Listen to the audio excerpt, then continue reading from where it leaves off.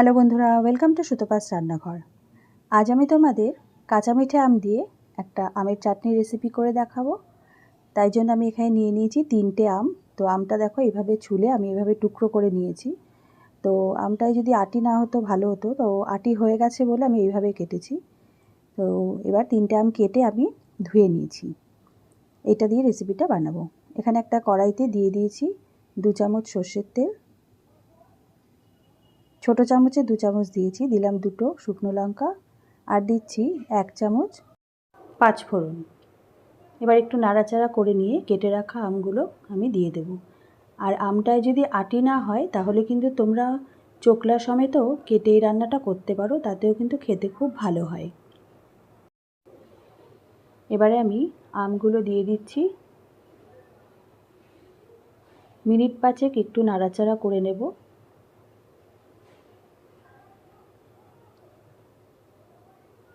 তারপরে সেদ্ধ হওয়ার পরিমাণে আমি জলটা অ্যাড করব। এই চাটনিটা আমি চিনি দিয়ে বানাবো, তো খুব বেশি জল আমি ইউজ করব না, কারণ চিনির থেকেও কিন্তু একটু জল ব্যাপারটা তৈরি হয়, সেই জন্য বুঝে জলটা দিতে হবে। আর আমটাকে আমি এমনভাবে সেদ্ধ করব যাতে আমটা একেবারে গলেও না যায়, আবার যাতে সেদ্ধও হয়ে যায়। তো এবার দেখো পরিমাণ মতন জল দিয়ে দিচ্ছি, আর অল্প একটু জল আমি দেব।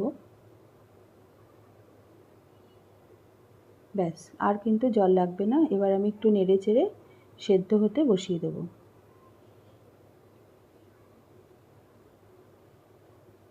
এবার যতক্ষণ আমটা সেদ্ধ হচ্ছে, একটু ঢাকা দিয়ে দিলাম। এবার যতক্ষণ আমটা সেদ্ধ হচ্ছে আমি একটা মশলা তৈরি করে নেব। এখানে দিয়েছি 2টো শুকনো লঙ্কা, দিয়েছি আমি এখানে মৌরি 2 চামচ আর 1 চামচ দিয়েছি 5 ফোড়ন।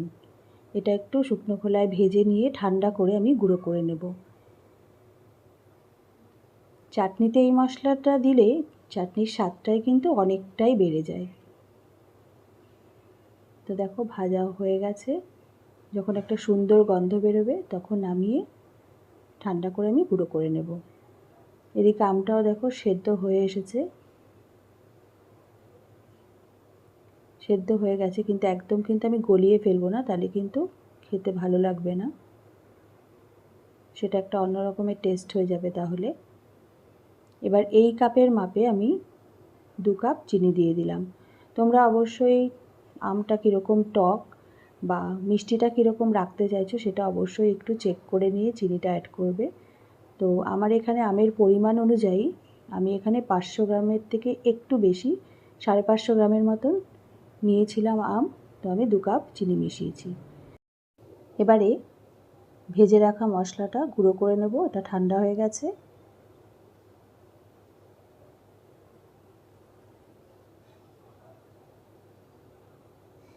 আর এদিকে দেখো আমটাও তৈরি। এখানে আমি দিয়ে দিচ্ছি সামান্য একটু হলুদ, জাস্ট একটু কালারের জন্য, আর দিয়ে দিচ্ছি অল্প একটু নুন, চিনির স্বাদটা ব্যালেন্স করার জন্য। দেখো মশলাটা আমি এরকম গুঁড়ো করে নিয়েছি।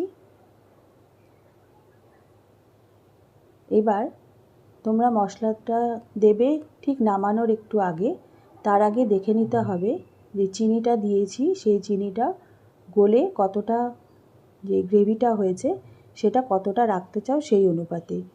চাটনি কিন্তু ঠান্ডা হলে একটু ঘন হয়ে যায়, সেই অনুপাতে তোমাদের জল এবং চিনি অ্যাড করার পরে যখন নাবাবে সেটা একটু বুঝে নাবাতে হবে। তো আমি এইরকম একটু ঝোল ঝোল নাবাবো, তো সেই জন্য দিয়ে দিলাম এবার মশলাটা, ভাজা মশলাটা দিয়ে ভালো করে নাড়াচাড়া করে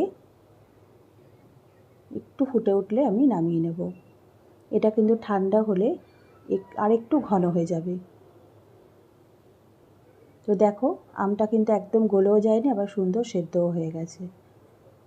তো অনুষ্ঠান বাড়ির মতন চাটনি আজ তোমাদের করে দেখালাম। কেমন লাগলো রেসিপিটা অবশ্যই জানাবে। তো আজ এই পর্যন্ত, দেখা হবে আগামী পর্বে নতুন একটি রেসিপির সাথে। তোমরা ভালো থেকো, সুস্থ থেকো, ধন্যবাদ।